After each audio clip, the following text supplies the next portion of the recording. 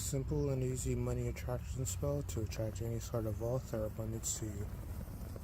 What's up, my dudes? In this video I'm going to teach you how to do a very basic money spell. So the first thing you're going to need is a cleansed dish. Next thing you're going to need is some sugar. It can be white sugar or the brown sugar. Either way works and either way is fine, just depends on your ingredients. We're going to be sprinkling this in a clockwise motion because we want to attract this to us. Then we're going to add some black salt. This is to protect our outcomes and also to protect our fortune.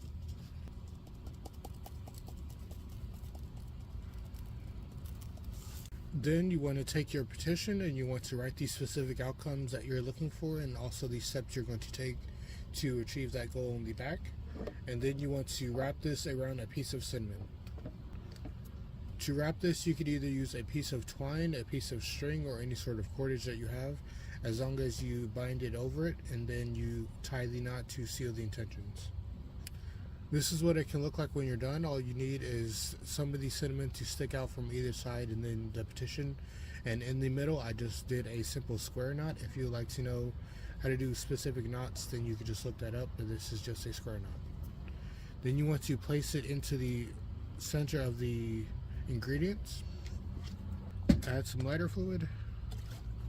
And we're going to be using a yellow lighter. If you would like to, you can use a different color, but this is going to be for joy and encouragement.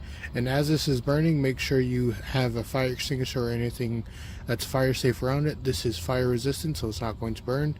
The dish is not going to burn, and this is a small fire, so it won't burn too heavy.